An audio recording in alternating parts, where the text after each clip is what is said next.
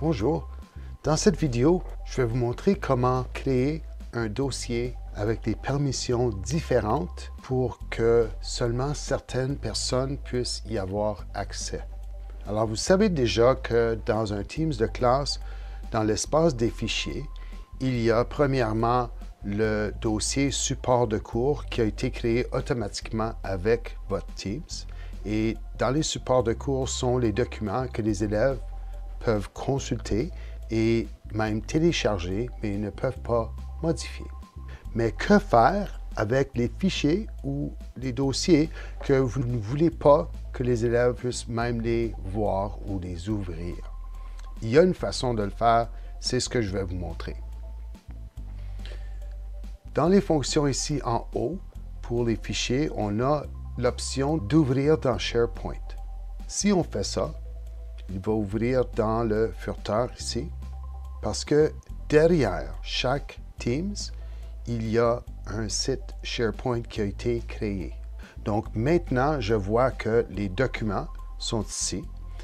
Les supports de cours, c'est vraiment un dossier à part. Mais c'est ici dans les documents que je veux créer mon dossier privé.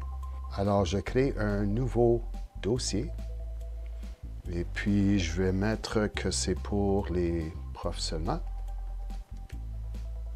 Maintenant, le dossier existe dans les documents de mon Teams. Je veux donner des permissions spéciales à ce dossier-là qui ne sont pas les mêmes permissions que tout le monde. Pour pouvoir faire ça, je clique sur « Partager » et dans les trois petits points ici, pour les autres options, je veux gérer l'accès. J'ai maintenant un menu ici à la droite qui me dit qui a accès en ce moment, qui peut modifier, qui peut afficher. Et c'est ici que je veux faire mes modifications. Donc, je vois les propriétaires, je vois aussi les visiteurs et je vois aussi les membres. Si vous vous souvenez bien, les membres sont les élèves dans la classe. Les visiteurs, il n'y en a pas. Ce que je veux faire, c'est enlever la modification aux élèves, mais non seulement ça, je veux même enlever la consultation. Je veux arrêter le partage de ce dossier-là pour les élèves. Et ici, je vais confirmer, est-ce que je veux supprimer l'accès pour les membres?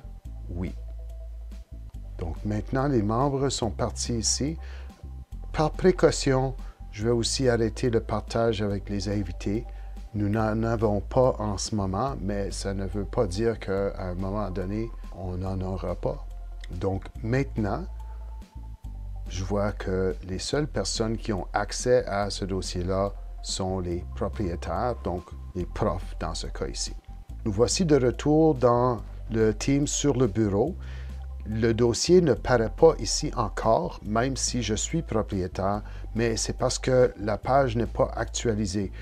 Vous pouvez facilement actualiser votre page en cliquant sur un autre onglet et en retournant à l'onglet Fichier.